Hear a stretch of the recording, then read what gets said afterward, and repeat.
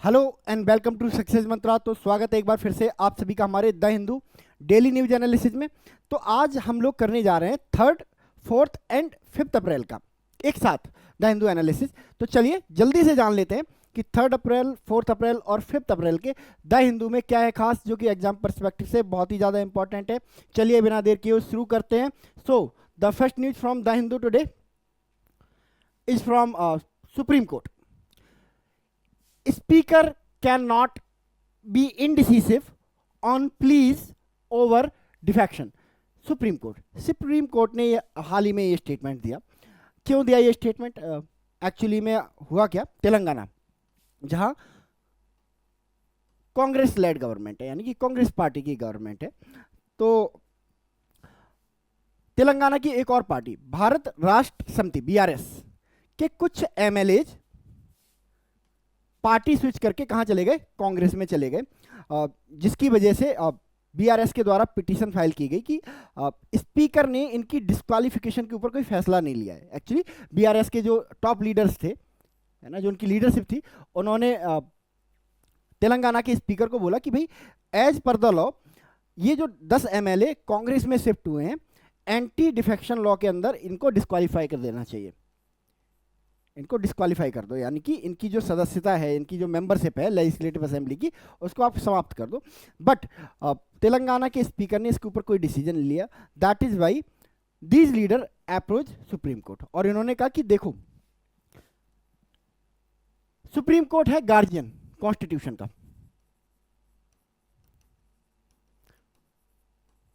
Guardian, तो as a guardian of the constitution ये supreme court की जिम्मेदारी बनती है कि वो सुप्रीम कोर्ट के जो भी आर्टिकल है, पार्ट है, उनको स्मूथली इंप्लीमेंट कराए पूरे इंडिया में। जहां कहीं भी अगर कोई कॉन्स्टिट्यूशन का वायलेशन कर रहा है तो सुप्रीम कोर्ट की ये जिम्मेदारी है, सुप्रीम कोर्ट की ये रिस्पॉन्सिबिलिटी है कि उन लोगों को सही रास्ता दिखाएं जो कॉन्स्टिट्यूशन के रास्ते पे नहीं चल रहे हैं। तो दैट इज वाई इन लोगों ने कहा कि आप डिसीजन लीजिए। तो इन्होंने कहा कि देखो अभी हम डिसीजन तो कुछ नहीं ले रहे हैं, बट इन्होंने स्पीकर के लिए कुछ गाइडलाइंस इशू करी हैं।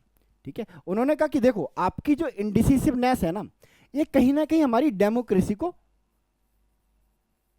डेंट करती है। ना सिर्फ हमारी डेमोक्रेसी को डेंट करती है, इसके साथ साथ जो एंटी डिफेक्शन लॉ 1985 में बनाया गया था, इसका जो पर्पज है उसको खत्म करती है ना। एंटी डिफेक्शन लॉ बनाया किस लिए गया था, है ना? क्या होता है कि मान लो कोई गवर्नमेंट है किसी स्टेट में या सेंट्रल में, फुल मेजॉरिटी के साथ आई, फुल मेजॉरिटी के साथ आई, यानी कि 5 साल के टेन्योर के लिए आई, पूरा कोई डाउट ही नहीं है। बट मीनवाइल क्या करता है, अपोजिशन उस फुल मेजॉरिटी के गवर्नमेंट के कुछ एमपी या एमएलए को परचेज कर लेता है, खरीद लेता है पैसे देके। रिजल्ट क्या होगा, जो फुल मेजॉरिटी की गवर्नमेंट, जिसको कोई टेंशन नहीं है कि हमारे पास कोई मेजॉरिटी नहीं है, वो गवर्नमेंट भी कोलैप्स कर जाएगी। तो ऐसे में क्या था, हमारी जो डेमोक्रेसी है और जो सरकारों का टेन्योर होता है हमारे कॉन्स्टिट्यूशन में 5 साल का, वो हमेशा किस में रहता था, डेंजर में रहता था, कि पता चले कि कब कोई पार्टी छोड़ के चला गया एंड सरकार गिर गई। इसी चीज से प्रिवेंट करने के लिए, डेमोक्रेसी को, पार्लियामेंट को, हमारे इंस्टीट्यूशंस को इसी से प्रिवेंट करने के लिए एंटी डिफेक्शन लॉ लाया गया। तो सुप्रीम कोर्ट ने कहा कि अगर आप एमएलए के डिस्क्वालिफिकेशन पर कोई डिसीजन नहीं ले पा रहे हो, इसका मतलब क्या है, आप एंटी डिफेक्शन लॉ के का जो पर्पज है उसको क्या है, सर्व नहीं कर रहे हो। ठीक है, तो उन्होंने कहा देखो अगर आप पावरलेस हो, ठीक है, अगर आप ये फील कर रहे हो कि आप डिसीजन नहीं ले पा रहे हो, मतलब आप पावरलेस हो, तो सुप्रीम कोर्ट पावरलेस नहीं है, तो आप हमें उस लिमिट तक ना लेके जाइए, है ना, कि जब हमें एंटी डिफेक्शन से रिलेटेड फैसले खुद करने पड़े। तो अभी इन्होंने कुछ भी ऐसा कोई डिसीजन नहीं दिया है, बट इन्होंने एक क्लियर वार्निंग इशू करी है तेलंगाना के लेजिस्लेटिव असेंबली के जो स्पीकर हैं उनको, चेयरमैन है उनको, कि भाई आप जल्दी से जल्दी इन मेंबर्स की, इन एमएलए के डिस्क्वालिफिकेशन पर कोई ना कोई फैसला लीजिए। तो चलिए देखते हैं क्या होता है। बाकी जान लेते हैं एंटी डिफेक्शन लॉ के बारे में। एंटी डिफेक्शन लॉ लाया गया था to overcome with Aaya Ram and Gaya Ram politics. Aaya Ram Gaya Ram कौन होते हैं, कि जब मन करा किसी भी पार्टी में शिफ्ट हो गए, जब मन करा किसी भी पार्टी से निकल गए। तो जिसकी वजह से क्या होता है कि जो गवर्नमेंट होती हैं, है ना, उनका जो फ्यूचर होता है, उनका जो टेन्योर होता है, हमेशा डेंजर में रहता है कि पता चले कब कोई एमएलए पार्टी छोड़ के चला गया, कब कोई एमपी पार्टी छोड़ के चला गया और सरकार क्या कर गई, कोलैप्स कर गई। तो सरकार को इसी खतरे से बचाने के लिए, ठीक है, क्या लाया गया, एंटी डिफेक्शन लॉ लाया गया 1985 में। और इस लॉ को लाने के लिए कॉन्स्टिट्यूशन में अमेंडमेंट किया गया। कौन सा अमेंडमेंट किया गया, 52nd amendment, constitutional amendment act, जो कि 1985 में इंप्लीमेंट हुआ। इसके थ्रू क्या करा गया, हमारे कॉन्स्टिट्यूशन में 10th शेड्यूल जोड़ी गई, 10th, जिसमें बताया गया है कि किस किस ग्राउंड पे, है ना, किसी मेंबर ऑफ पार्लियामेंट को या फिर मेंबर ऑफ लेजिस्लेटिव असेंबली को डिस्क्वालीफाई किया जा सकेगा। ठीक है, क्या ग्राउंड बताए गए, बेसिकली 3 मेन ग्राउंड है। अगर कोई person voluntarily give up the membership of their political party, तो उसके अगेंस्ट एंटी डिफेक्शन लॉ के अंडर एक्शन लिया जा सकता है। Disobey the directive of party leadership on a vote such as confidence motion और बजटरी मैटर्स। अगर कोई भी एमएलए या एमपी अपनी पार्टी लीडरशिप को डिसओबे करता है on the matter of voting in parliament और in legislative assembly on the matter of confidence motion and budgetary matters, अगर बजटरी मैटर्स पे, है ना, बजट के लिए वोटिंग हो रही है या कॉन्फिडेंस मोशन के लिए वोटिंग हो रही है, तो ऐसे में अगर कोई एमएलए या एमपी अपनी पार्टी की लीडरशिप को डिसओबे करता है तो उसके अगेंस्ट में एंटी डिफेक्शन लॉ के अंडर क्या किया जा सकता है, कार्रवाई की जा सकती है, एक्शन लिया जा सकता है। However the law allows for a merger if at least 2/3 of the members of legislative party decide to join another party, thus avoiding disqualification। ठीक है, बट इसका एक एक्सेप्शन दिया हुआ है कि अगर मान लो कोई पॉलिटिकल पार्टी के 2/3 पर्सन मिलके उस पार्टी को छोड़ना चाहते हैं, ठीक है, या उस किसी पॉलिटिकल पार्टी के 2/3 मेंबर, ठीक है, किसी दूसरी पॉलिटिकल पार्टी में मर्ज करना चाहते हैं, ठीक है, तो इसको एंटी डिफेक्शन लॉ के अंडर नहीं काउंट किया जाएगा। तो ये एक एक्सेप्शन है। इसके अलावा एंटी डिफेक्शन लॉ, जो स्पीकर्स होते हैं, चाहे हमारी वो लेजिस्लेटिव असेंबली हो या फिर हमारी पार्लियामेंट हो, उसको बहुत सारी पावर्स देता है। ठीक है, लाइक जैसे कि कोई भी पर्सन एंटी डिफेक्शन लॉ के अंडर आएगा या नहीं आएगा, इसका डिसीजन किसके ऊपर होता है, स्पीकर के ऊपर होता है। सिर्फ वही डिसाइड करता है कि किसी मेंबर को एंटी डिफेक्शन लॉ के अंदर डिस्क्वालीफाई किया जाना है या नहीं किया जाना है। ठीक है, तो anti defection law 52nd constitutional amendment 1985 में 10th शेड्यूल जोड़ा गया। ठीक है, कब लाया जाता है, जब कोई पार्टी को छोड़ देता है वॉलंटरीली उसके अगेंस्ट, एंड जब पार्टी लीडरशिप के अगेंस्ट जाके क्या करता है, वोट करता है कॉन्फिडेंस मोशन में या फिर बजटरी सेशंस में। तब एक्सेप्शन क्या है, अगर 2/3 लोग मिलके पार्टी को, किसी पार्टी को छोड़ते हैं या अपनी पार्टी को किसी दूसरी पार्टी में मर्ज करना चाहते हैं, तो उसे एंटी डिफेक्शन लॉ के अंडर नहीं लाया जाएगा। ठीक है, चलिए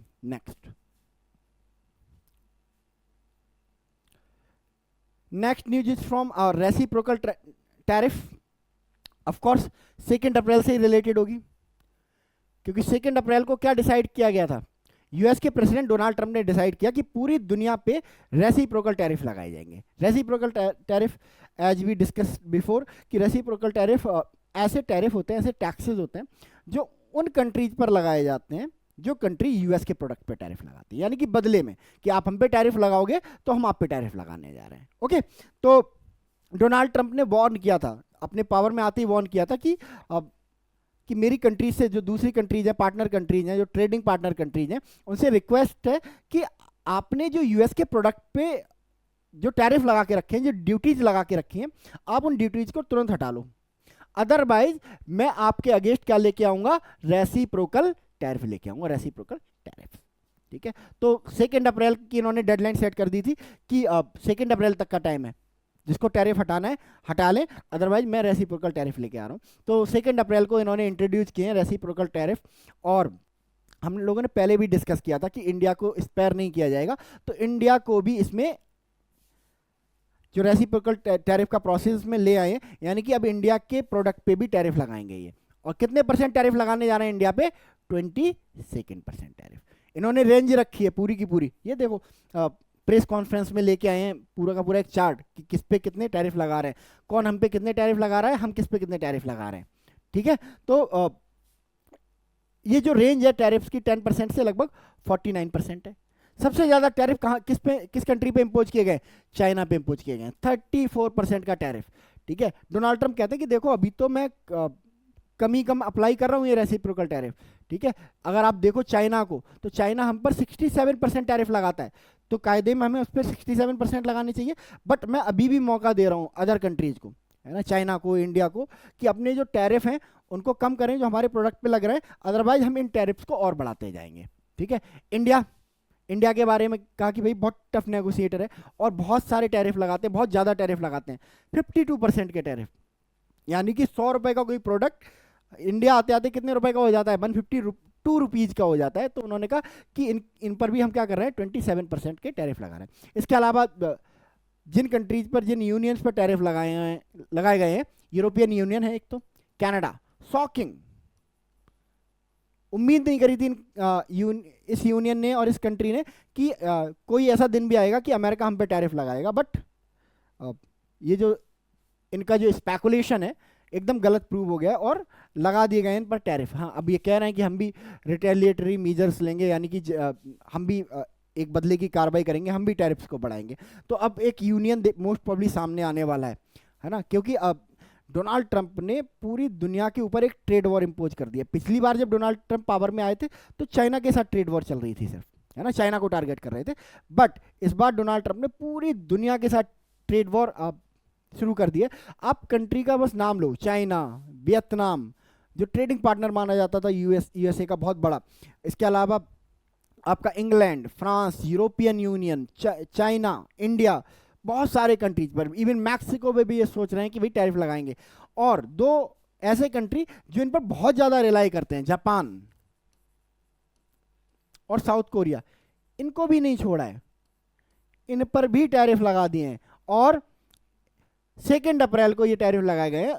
इस दिन को इन्होंने डिक्लेयर किया है लिबरेशन डे के रूप में। उन्होंने कहा कि अमेरिका क्या हो गया है, इकोनॉमिकली लिबरेट हो गया है। अब ऐसे दबाव में नहीं रहेगा किसी के कि हम आप पे, है ना, कि इंडिया के प्रेशर में नहीं रहेगा। फॉर एग्जांपल, है ना, इंडिया के प्रेशर में नहीं रहेगा कि हम तो टैरिफ लगाएंगे, इंडिया बोलता है कि हम तो टैरिफ लगाएंगे, है ना, बट आप टैरिफ मत लगाओ। क्यों नहीं लगाएंगे, हम भी लगाएंगे। तो हम आपके प्रेशर में रहने वाले नहीं है ना। इंडिया की धमकी क्या रहती है, हम चाइना के साथ चले जाएंगे, हम रशिया के साथ चले जाएंगे। डोनाल्ड ट्रंप कहते हैं जाओ जिसके साथ जाना है, बट टैरिफ तो लगेंगे। अब जो ट्रेड है वो एक सेम प्लेटफॉर्म पे होगा, इक्वल प्लेटफॉर्म पे होगा। ऐसे नहीं कि आप बिल्कुल ऊपर खड़े हुए हो, हम बिल्कुल नीचे खड़े हुए हैं, तो ऐसे नहीं होने वाला है ना। बहुत सारे कंट्री बहुत दिनों से अमेरिका को ब्लैकमेल कर रहे थे, है ना, काफी सालों से, डिकेड से इन्होंने बोला है। तो उन्होंने कहा कि एक तरह से लिबरेशन है। ठीक है, अब इस रेसिप्रोकल टैरिफ का दुनिया पे कैसा इम्पैक्ट पड़ा है, ठीक है, बट ऑब्वियस सी बात है एक नेगेटिव इम्पैक्ट ही आएगा। क्योंकि अगर इंडिया के पर्सपेक्टिव में ही देखें तो इंडियन प्रोडक्ट जो है महंगे हो जाएंगे, है ना, जिससे डिमांड भी कम हो सकती है यूएसए में इंडियन प्रोडक्ट की। एंड इसके अलावा कुछ सडन इम्पैक्ट देखने को मिले हैं। जैसे अगर आप देखो पूरी दुनिया में स्टॉक एक्सचेंज को, तो जापान का स्टॉक एक्सचेंज क्रैश कर गया। इसके अलावा साउथ कोरिया का स्टॉक एक्सचेंज क्रैश कर गया। इंडिया का स्टॉक एक्सचेंज तो क्रैश चल ही रहा है जब से डोनाल्ड ट्रंप पावर में है, जब से उन्होंने रेसिप्रोकल टैरिफ की बात की है। ठीक है, तो इस मुद्दे पे तो डोनाल्ड ट्रंप, है ना, चाहे ट्रेड के इशू पे, तो इंडिया के साथ कोई लीनियंसी बरतने वाले नहीं है। ठीक है, जब जब जापान को या फिर साउथ कोरिया के साथ कोई लीनियंसी नहीं हो रही है, तो फिर इंडिया के साथ कैसी लीनियंसी, कोई लीनियंसी यहाँ पे नहीं होने वाली है। ठीक है, चलिए नेक्स्ट चाइना ने भी दूसरे दिन ही 3 अप्रैल को ही, 2 अप्रैल को अमेरिका ने टैरिफ लगाए चाइना के ऊपर, बढ़ाए, मतलब रेसिप्रोकल टैरिफ। ऐसा नहीं कि चाइना टैरिफ नहीं लगाता था। 3 अप्रैल को अमेरिका ने भी अपने टैरिफ को बढ़ा दिया। China hit back with 34% tariff on all US product. ये सब पे, जितने भी अभी तक ऐसा था कि कुछ प्रोडक्ट पे लगाता था चाइना, बट अब चाइना ने यूएसए के सारे प्रोडक्ट, यूएसए से जितने भी प्रोडक्ट चाइना में आते हैं सब पर टैरिफ लगा दिया। और कितना टैरिफ लगाया है? 34%। ठीक है, और ये 34% टैरिफ ही कल चाइना ने, यूएसए ने चाइना पे लगाया था। तो रियली में ये रेसिप्रोकल टैरिफ है, बदले का जितना लगाया है ना। अब ये तो जो डोनाल्ड ट्रंप ने लगाया है वो तो एक वार्निंग की तरह लगाया है, कोई रेसिप्रोकल टैरिफ नहीं है। रेसिप्रोकल टैरिफ का मतलब क्या है, जितने आप लगा रहे हो उतने हम लगाएंगे। इन्हें रियलिटी में रेसिप्रोकल टैरिफ इसे बोला जाता है जो चाइना ने लगाया है ना, कि आप हमारे प्रोडक्ट पे 34% का लगा रहे हो ना, लो हमने भी आपके प्रोडक्ट पे 34% का टैरिफ लगा दिया है। ठीक है, तो अब देखना, अब यूएसए को ये चीज़ें बहुत अच्छी नहीं लगेंगी। ये जो एक्शन है चाइना का, ये बहुत ज़्यादा एडमायर करने वाले नहीं है डोनाल्ड ट्रंप। रिजल्ट क्या निकलेगा, ये टैरिफ बढ़ते जाएंगे। 2-3 दिनों में आप देखो चाइना के ऊपर और ज़्यादा जो रेसिप्रोकल टैरिफ 34% लगाए गए हैं उनको और भी बढ़ाया जा सकता है। तो ये ट्रेड वॉर की जस्ट शुरुआत है, अगर डोनाल्ड ट्रंप ने रैशनैलिटी से काम नहीं लिया है ना, तो ये जो है ट्रेड वॉर, जो रेसिप्रोकल टैरिफ की जो पॉलिसी लेके आए हैं डोनाल्ड ट्रंप, बैकफायर कर जाएगी। अभी हमने डिस्कस किया था, नीदरलैंड के finance minister, foreign minister India आए थे और उनसे जब पूछा गया था about reciprocal tariff of America, उन्होंने कहा कि हमें कोई डरने की जरूरत नहीं है, हमें तो इसके शॉर्ट टर्म इम्पैक्ट देखने को मिलेंगे, बट यूएसए को बहुत ज़्यादा नुकसान होने वाला है, बैकफायर कर जाएगा ये रेसिप्रोकल टैरिफ का आइडिया यूएसए के ऊपर। बिकॉज जब आप रेसिप्रोकल टैरिफ लगाओगे तो यूएसए में जो प्रोडक्ट हैं अदर कंट्री से जाने वाले, वो कैसे हो जाएंगे, महंगे हो जाएंगे, यानी कि इन्फ्लेशन बढ़ जाएगी। तो जब पूछा गया फॉरेन मिनिस्टर से इन्फ्लेशन कैसे बढ़ जाएगी, तो उन्होंने एक सिंपल एग्जांपल दिया कि आप क्या खाना खाना छोड़ सकते हो अगर खाने के प्राइसेस बढ़ जाएं? नहीं ना। तो जब आप किसी चीज़ को, मतलब जब आप किसी चीज़ को रेगुलरली इस्तेमाल करते रहते हो, कॉन्टिन्यूसली इस्तेमाल करते रहते हो, तो वो आपके हैबिट में आ जाता है। तो इनका कहना था कि यूएसए में इंडिया से जो प्रोडक्ट जा रहे हैं, ईयू से जो प्रोडक्ट जा रहे हैं, वो अब वहाँ के लोगों की बेसिक नेसेसिटी बन चुके हैं। अगर यूएस जो डोनाल्ड ट्रंप है हमारे प्रोडक्ट पे टैरिफ लगाएंगे तो प्रोडक्ट महंगे हो जाएंगे, बट इसका मतलब ये नहीं है लोग खरीदना बंद कर देंगे, लोग परचेज करेंगे और इससे क्या होगा, यूएसए के अंदर ही क्या बनने लगेगी, इन्फ्लेशन बढ़ने लगेगी। तो उन्होंने कहा यूएसए पे बैकफायर करने वाले हैं। देखते हैं बाकी कहाँ जाके रुकती है ट्रेड वॉर। चलिए next news is from India Bangladesh relation. Modi and Yunus set aside differences, discuss minorities situation at border. Finally, India और बांग्लादेश की जो टॉप लीडरशिप है उनके बीच में जो एक लॉन्ग अबेटेड है ना एंड लॉन्ग वांटेड मीटिंग थी वो हो गई है। और दोनों ही लीडर्स ने बोला कि जो हमारे डिफरेंसेस हैं, जो पिछले साल से हमारे रिश्तों में आए हैं, जो डिफरेंसेस, उनको ख़त्म करते हैं और बॉर्डर पर जो सिचुएशन है, जो टेंस बनी हुई है, उसको क्या करते हैं, पेसिफाई करते हैं। इसके अलावा जो माइनॉरिटीज हैं एक दूसरे के कंट्री में, उनको प्रोटेक्ट करने का काम करते हैं। ठीक है, बट हेडलाइन देख के आप ऐसे मत समझना कि बिल्कुल सब कुछ ठीक हो गया है ना। गिव एंड टेक वाली पॉलिसी रही है। अभी क्या हुआ कि बिम्स्टेक, BIMSTEC, बिम्स्टेक की जो हाई लेवल मीटिंग है ना, जो टॉप लेवल मीटिंग है, वो बैंकॉक में हो रही है। तो बिम्स्टेक के जितने भी मेंबर्स हैं उनके हेड ऑफ स्टेट अभी आपको बैंकॉक में मिलेंगे, थाईलैंड में मिलेंगे। तो वहाँ पे एज ए मेंबर बांग्लादेश के जो चीफ एडवाइजर हैं मोहम्मद यूनुस और इंडिया के प्राइम मिनिस्टर नरेंद्र मोदी दोनों गए हुए थे। तो जब एक ही प्लेस पे थे तो उन्होंने कहा कि चलिए बात कर लेते हैं, है ना। तो जब ये मीटिंग हुई तो नरेंद्र मोदी ने, हमारे प्राइम मिनिस्टर ने इनसे कहा कि आपके यहाँ माइनॉरिटी के साथ जो कुछ हो रहा है आप उसे रोकिए। उन्होंने कहा ठीक है रोक देंगे, बट आपको क्या करना पड़ेगा, आपको शेख हसीना जो बांग्लादेश की एक्स प्राइम मिनिस्टर है उनको वापस करना पड़ेगा। ठीक है, नरेंद्र मोदी ने कहा कि आपके यहाँ पे जो बॉर्डर पे जो टेंशन्स हैं, है ना, अब जो आपकी बॉर्डर गार्ड ऑर्गेनाइजेशन है वो हमारे इंडिया की तरफ एग्रेशन दिखा रही है, आप भी इस एग्रेशन को रोकिए। तो बदले में इन्होंने भी नरेंद्र मोदी से कह दिया कि आपकी जो BSF एग्रेशन दिखा रही है उसका क्या। तो मतलब एक क्लियर कट बातचीत हुई है, गिव एंड टेक वाली, है ना। काउंटर किया गया है, हर सजेशन को काउंटर किया गया है, हर सजेशन को काउंटर करने की कोशिश की गई है, चाहे वो माइनॉरिटी का इशू हो, चाहे वो बॉर्डर टेंशन का इशू हो। इसके अलावा हमारे जो प्राइम मिनिस्टर हैं बहुत सारे लोगों से मिले, नेपाल के प्राइम मिनिस्टर से मिले, नेपाल के प्राइम मिनिस्टर से मिले, म्यांमार के जो आर्मी चीफ हैं उनसे मिले। ठीक है, ये तीनों कंट्रीज के जो हेड ऑफ स्टेट है इनके साथ मीटिंग इसलिए खास है क्योंकि इंडिया के साथ इन तीनों ही कंट्री के जो रिलेशंस हैं वो बहुत अच्छे नहीं चल रहे हैं अभी, है ना। रीजन क्या है कि म्यांमार में डिक्टेटरशिप है और इंडिया जो बांग्लादेश में ये मोहम्मद यूनिस है, इनको भी एक डिक्टेटर मानता है क्योंकि ये डेमोक्रेटिकली इलेक्टेड पर्सन नहीं है, तो इंडिया ने इन्हें इनवाइट नहीं किया to visit India, Indian government ने। दैट इज वाई ये बहुत ज़्यादा किसमें है, ईगो हर्ट हो गया आप कह सकते हो। सेम नेपाल में जो प्राइम मिनिस्टर बने हैं, ठीक है, नेपाल के जो प्राइम मिनिस्टर बने उनको भी इंडिया ने नहीं अपने यहाँ पे इनवाइट किया। दैट इज वाई तीनों कंट्रीज के साथ इनके रिलेशन जो है इंडिया के वो बहुत अच्छे नहीं चल रहे हैं। दैट इज वाई इन रिलेशंस को दोबारा से ट्रैक पे लाने के लिए हमारे प्राइम मिनिस्टर नरेंद्र मोदी ने बिम्स्टेक समिट के बाद इन कंट्री के जो हेड ऑफ स्टेट है उनसे बात करी। बिम्स्टेक एक्चुअली है क्या, जिसके बारे में भी बात हो रही है और जिसकी वजह से ये इंपॉर्टेंट मीटिंग्स हुई हैं।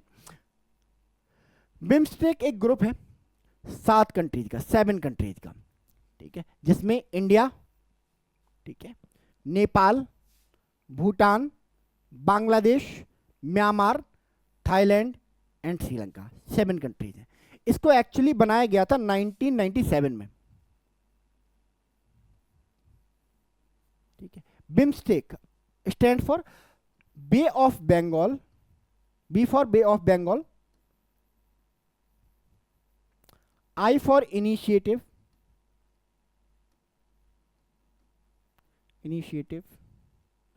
For multi sectoral, M for multi sectoral, multi, S for sectoral, ठीक है, टेक्निकल, टी फॉर टेक्निकल, ठीक है, E for economics, economic, C for cooperation. Bay of Bengal initiative for multi sectoral, technical and economic cooperation. तो इस group को 1997 में बनाया गया था। इसके पीछे रीजन ये था कि एक और ग्रुप था सार्क,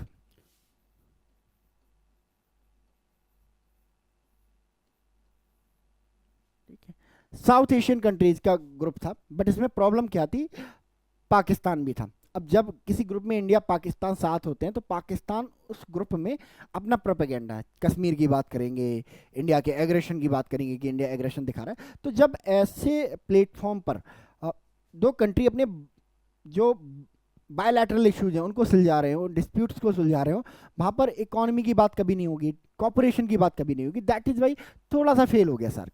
तो इंडिया को लग रहा था कि ये ग्रुप कहीं फेल ना हो जाए, और जो बहुत सारे कंट्री हैं, है ना, पाकिस्तान के अलावा जो इंडिया के साथ बाकी लिटरली कोऑपरेशन करना चाहते हैं, वो कहीं इंडिया को छोड़ के ना चले जाएं। दैट इज़ वाई इंडिया ने ये बिम्स्टेक बनाया था, ठीक है। पहले इनिशियली 1997 में जब बना तो इसमें सिर्फ Bangladesh, India, Sri Lanka and Thailand, ठीक है, इसको बिस्टेक भी बोला जाता था। लेटर ऑन म्यांमार ने ज्वाइन किया तो बिम्स्टेक हो गया, है ना। उसके बाद नेपाल एंड भूटान ने 2004 में जो इसको ज्वाइन किया तो ये क्या हो गया, बिम्स्टेक हो गया, है ना।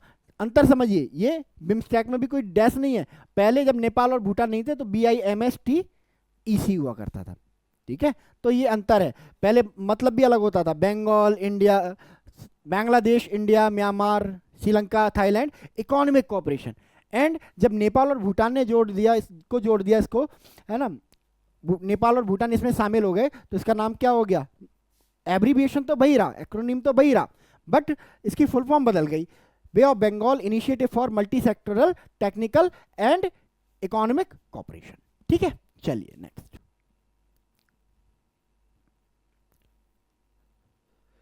लेजेंडरी एक्टर मनोज कुमार, ठीक है, इनकी कल मुंबई के एक हॉस्पिटल में डेथ हो गई। इसके साथ ही इंडियन सिनेमा में एक जो एरा है वो पूरा का पूरा खत्म हो गया। जो मनोज कुमार है, इनका जन्म 1937 में पाकिस्तान में एक जगह है जहां पे उसामा बिन लादेन पकड़ा गया था,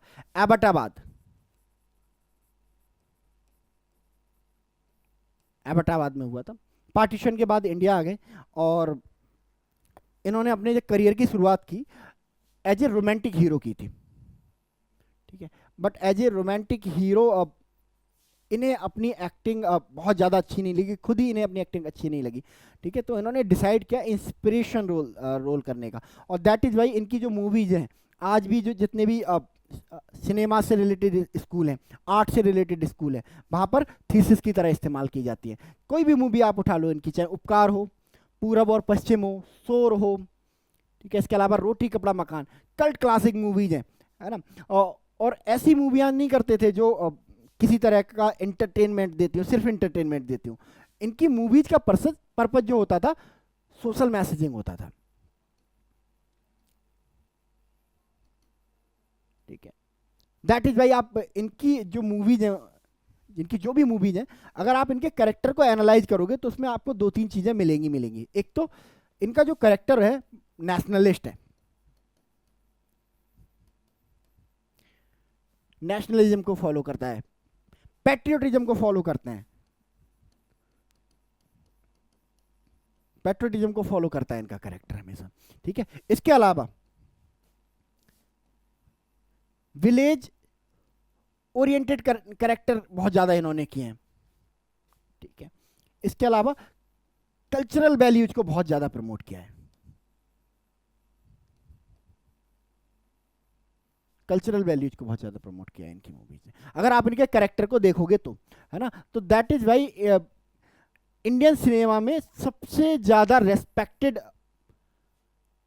एक्टर माने जाते हैं ये, ठीक है। तो इनके डेथ पे हमारे प्राइम मिनिस्टर ने भी बहुत कुछ लिखा है इनके बारे में, एंड मीडिया चैनल भी बहुत ज़्यादा इनके बारे में कवर कर रहे हैं, ठीक है। अब दो दो गानों के लिए हमेशा इन्हें जाना जाता है, एक तो मेरे देश की धरती सोना उगले, एंड भारत का रहने वाला हूँ, भारत की बात सुनाता हूँ। आज भी चलते हैं ये गाने, अगर आप देखो 26 जनवरी, 15 अगस्त हमारे इंडिपेंडेंट डे, 2 अक्टूबर जो हमारी गांधी जयंती होती है, उस पर फ्रिक्वेंटली ये गाने आज भी बजाए जाते हैं, ठीक है। तो एक इरा का अंत है, सिनेमा की एक इरा का अंत है ये, ठीक है।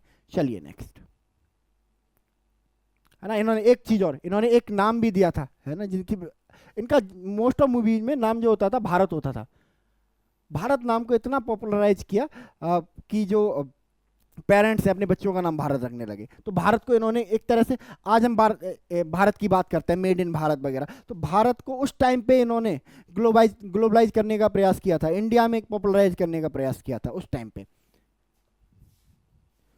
चलिए next, Rajya Sabha clears new Waqf bill after 14 hour of debate. देखा होगा मीडिया, सारे मीडिया चैनल्स कवर कर रहे थे कि कैसे रात के 4 बजे, 4 एट नाइट, राज्यसभा में सारे लोग बैठे हुए हैं और हीटेड आर्गुमेंट चल रहा है, और ये सब हीटेड आर्गुमेंट था वक्फ बिल के लिए, ठीक है। वक्फ बिल क्या है अभी जानेंगे। फाइनली ये पास हो गया है, एंड इसको लेके जो ओपिनियन है लोगों के, है ना, वो बड़े आप कह सकते हो कि बटे हुए हैं, है ना। कोई पॉजिटिव व्यू रखता है इसके बारे में, कोई नेगेटिव व्यू रख रहा है। अभी जानेंगे ये क्या है। अब फाइनली जब ये राज्यसभा से पास हो गया है, तो एक स्टेप और बचता है कि प्रेसिडेंट के पास जाएगा, प्रेसिडेंट इस पर साइन करेंगे, इस बिल पर साइन करेंगे, और ये क्या बन जाएगा, एक अधिनियम बन जाएगा, एक एक्ट बन जाएगा। क्या क्या चेंजेस किए गए हैं, क्या वक्फ बोर्ड की हिस्ट्री है, क्या वक्फ बिल की हिस्ट्री है, चलिए जानते हैं, ठीक है। वक्फ अमेंडमेंट बिल, ठीक है। तो एक्चुअली सबसे पहले जाने कि ये वक्फ, जिसे वक्फ भी बोला जाता है, वक्फ भी बोला जाता है, ये है क्या। तो देखो, वक्फ एक ऐसी प्रॉपर्टी होती है जो रिलीजियस पर्पजेस के लिए दान में दे दी जाती है किसी को, ठीक है। अभी देखने में बहुत कूल लग रहा है ना, सुनने में बहुत कूल लग रहा है। अभी आपको इसकी कमियों के बारे में भी पता चलेगा। तो वक्फ एक ऐसी प्रॉपर्टी है जिसको रिलीजियस पर्पज के लिए दान में दे दिया जाता है, चैरिटी कर दिया जाता है, ओके। इस प्रॉपर्टी का ओनर कोई नहीं होता। इस प्रॉपर्टी का ओनर किसको माना जाता है, गॉड को माना जाता है, अल्लाह को माना जाता है, ठीक है। A waqf is a property donated by Muslims for a specific religious, charitable और private purpose. Ownership of the property is considered to belong to God while its benefits are directed to the specified purpose, ठीक है। तो यहाँ definition जब हम वक्फ की पढ़ते हैं तो हमें इसमें कोई डिस्प्यूट नहीं लगता है, बट जब बात आती है वक्फ बिल की तो बहुत डिस्प्यूटेड था ये बिल, और बहुत ज़्यादा इस पर डिबेट की जा रही थी। इसकी वजह से बहुत ज़्यादा आउटरीच था लोगों के मन में। ठीक है, अगर ये जो वक़्फ़ है, इसका जो कॉन्सेप्ट है कब से आया? दिल्ली सल्तनत से आया, जब दिल्ली के सुल्तान क्या करते थे, मस्जिद वगैरह के लिए किसी पूरे के पूरे गांव को दान में दे देते थे, इस्लाम के नाम कर दिया है ना। तो तब से ये वक्फ प्रॉपर्टी का जो कॉन्सेप्ट है हमारे इंडिया में ओरिजिनेट हुआ। अगर आप देखोगे गल्फ कंट्रीज में है, चाहे इस्लामिक कंट्रीज, आप Iraq, Iran, Saudi Arabia, UAE, Bahrain, Qatar, Jordan, Amman, Egypt, कहीं पे भी आपको वक्फ प्रॉपर्टी का कोई नामो निशान नहीं मिलेगा। वहाँ पे वक्फ जैसा कुछ होता ही नहीं। तो ये टिपिकल एक इंडियन टर्म है, भले ही उर्दू में हो या फारसी में हो। ठीक है, कॉन्सेप्ट इंडियन ही है ना। वक़्फ़ शुरू हो गया दिल्ली सल्तनत से, उसके बाद मुग़लों के टाइम पे भी ये चलता रहा। मुग़ल बादशाह वगैरह मस्जिद वगैरह के लिए और रिलीजियस पर्पजेज़ के लिए ज़मीनें दान में देते थे, वक्फ प्रॉपर्टी बन जाती थी वो। जब अंग्रेज आए तो उन्होंने, अंग्रेज़ों को क्या चाहिए था? ज़मीन चाहिए थी ताकि वहाँ पे कुछ प्रोडक्टिव कर सके। तो जो वक्फ प्रॉपर्टी है उसके बहुत अगेंस्ट थे ब्रिटिशर्स। लेटर ऑन क्या हुआ कि ब्रिटिशर्स को लगा कि देखो हिंदूज को अपनी तरफ करना पॉसिबल है नहीं। ठीक है, तो मुस्लिम अपीजमेंट की एक पॉलिटिक्स शुरू की गई ब्रिटिशर्स के द्वारा, जिससे क्या हुआ कि उन्होंने वक्फ जो प्रॉपर्टी है, वक्फ जो प्रॉपर्टी जो होती थी वक्फ की, या फिर वक्फ से रिलेटेड जो एक्ट है, उनको इग्नोर करना शुरू कर दिया। उन्होंने कहा ठीक है, हमारा क्या जा रहा है। ठीक है, जब हम इंडिपेंडेंट हो गए उसके बाद भी एक वक्फ बिल लेके आया गया। अच्छा था, उसमें ऐसा कुछ भी गलत नहीं था। बट वक्फ बिल में अमेंडमेंट किए गए 1995 में, और इसमें दो खतरनाक चीजें जोड़ी गई। ठीक है, एक तो waqf by user, waqf by user.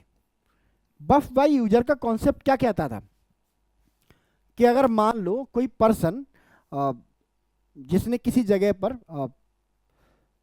अपनी रिलीजियस प्रैक्टिसेस करना शुरू कर दी और उसने लंबे समय तक वहां पर अपनी रिलीजियस प्रैक्टिसेस की, ठीक है, तो वो उस प्रॉपर्टी को क्या कर सकता है? वक्फ डिक्लेयर कर सकता है। ठीक है, अब मान लो मेरे घर में किसी ने कोई आया मेरे यहाँ पे, मेरे घर पे, और उन्होंने बोला कि 10 साल पहले मैंने यहाँ पे 20 साल तक नमाज पढ़ी है ना, और वो प्रॉपर्टी क्या डिक्लेयर हो जाती थी? वक्फ डिक्लेयर हो जाती थी। ऐसे सेवरल केसेस आए हैं। ठीक है, इसके अलावा रिमूवल ऑफ सेक्शन 14, सेक्शन 40, इसको भी रिमूव कर दिया गया। ये भी 1995 में आया था, डाला गया था। और ये क्या कहता था कि जो वक्फ बोर्ड है ना, वो किसी भी प्रॉपर्टी को क्या डिक्लेयर कर सकता है? वक्फ प्रॉपर्टी डिक्लेयर कर सकता है, वेदर इट्स गवर्नमेंट प्रॉपर्टी और प्राइवेट प्रॉपर्टी, है ना। और यहीं से डिक्टेटरशिप शुरू हुई, और यहीं से क्या शुरू हुआ? जमीन का करप्शन, एक land scam on the name of religion. That is why लोग चाहते थे कि एक नया वक्फ बिल आए। ठीक है, तो नया वक्फ बिल इंट्रोड्यूस किया गया, और इसका नाम सबसे पहले क्या रखा गया? उम्मीद। नाम बदल दिया गया। अब इसे वक्फ एक्ट नहीं बोला जाएगा, उम्मीद एक्ट बोला जाएगा। उम्मीद की फुल फॉर्म क्या है? Unified management, empowerment, efficiency and development. ठीक है, second, inclusion of non Muslim members. ठीक है, पहले जो वक्फ बोर्ड है उसमें सिर्फ मुस्लिम्स हुआ करते थे। ठीक है, बट अब इसमें क्या किया गया है? नॉन मुस्लिम को भी एंट्री दिलाई गई है। आर्ग्यूमेंट ये है कि भाई हम एक सेक्युलर कंट्री में रहते हैं, है ना, और जब मामला प्रॉपर्टी से जुड़ा है ना, कि किसी भी प्रॉपर्टी को क्लेम किया जा सकता है, तो इसमें नॉन मुस्लिम्स को भी ऐड होना चाहिए। हाँ, बट इस चीज़ का एश्योरेंस दिया गया है कि नॉन मुस्लिम इस बोर्ड में कभी भी मेजॉरिटी में नहीं आएंगे, ताकि इसकी जो डिसीजन मेकिंग है उसको इम्पैक्ट कर पाए। इसके अलावा पहले वक्फ बोर्ड में लेडीज़ को नहीं रखा जाता था, फीमेल्स को नहीं रखा जाता था। ये जो एक्ट है, उम्मीद एक्ट है, वो क्या करता है? लेडीज़ का भी प्रोविजन करता है इन वक्फ बोर्ड। ठीक है, वक्फ बाय यूजर रिमूव कर दिया गया कि भाई अब आप आगे क्लेम नहीं कर सकते मेरी ज़मीन पे कि मैंने यहाँ पे नमाज पढ़ी थी या मेरे फादर ने यहाँ पे नमाज पढ़ी थी। That is why this land is belong to Waqf, this land is belong to God. The Waqf amendment bill eliminate the Waqf by user provision which previously allowed property to be designated as Waqf solely based on their long term use of religious activities। तो ये जो scam है, land का scam, Waqf by user, इसको खत्म कर दिया गया बिल्कुल भी। ठीक है, इसके अलावा removal of section 40, the Waqf amendment bill 2025 seeks to abolish section 40 of the Waqf Act, a provision criticized as overly restrictive as grant the Waqf board the authority to designate any property as Waqf land. ठीक है, ये dictatorship खत्म कर दी वक्फ board की कि जब मन किया जिस प्रॉपर्टी को उठा के क्या डिक्लेयर कर दिया, वक्फ की प्रॉपर्टी डिक्लेयर कर दिया। तो आई होप अब जो वक्फ के नाम पे जो लैंड स्कैम चल रहे थे इंडिया में वो अब खत्म होंगे। दो प्रोविजन, बाकी कोई प्रॉब्लम नहीं है, सबकी अपनी रिलीजियस फ्रीडम है ना, बट आप रिलीजियस फ्रीडम के नाम पे लैंड ग्रैबिंग नहीं कर सकते कम से कम। ठीक है, तो बहुत लोगों ने, जो इंटेलेक्चुअल मुस्लिम्स हैं, पढ़े लिखे मुस्लिम्स हैं, जो वक्फ का पूरा एक नेक्सस स्ट्रक्चर समझते हैं, उन्होंने इसको वेलकम किया है ना, कि बहुत सारी चीज़ें इसमें ऐड कर दी गई और बहुत सारी चीज़ें हटा दी गई। तो ये एक अच्छी बात है, खास करके जो मुस्लिम लेडीज हैं उन्होंने बहुत ज़्यादा वेलकम किया है, क्योंकि वक्फ में उनको जगह मिल गई है। ठीक है, तो ये वक्फ बिल के बारे में, वक्फ अमेंडमेंट बिल के बारे में एक शॉर्ट सा रिव्यू है। बाकी हम इस पर एक डेडिकेटेड वीडियो भी बनाएंगे ताकि आपको इन एंड आउट नॉलेज हो जाए, क्योंकि आने वाले एक साल में जितने भी एग्जाम हैं उसमें एक हॉट इशू रहेगा आपका वक्फ बिल। तो इस पर हम एक लॉन्ग वीडियो भी बनाएंगे, एक सेपरेट वीडियो भी बनाएंगे। ठीक है, तो ये रहा आज का द हिंदू एनालिसिस। मिलते हैं फिर अगली बार हम लोग 6 अप्रैल के द हिंदू के साथ। तब तक के लिए thank you so much and God bless you all.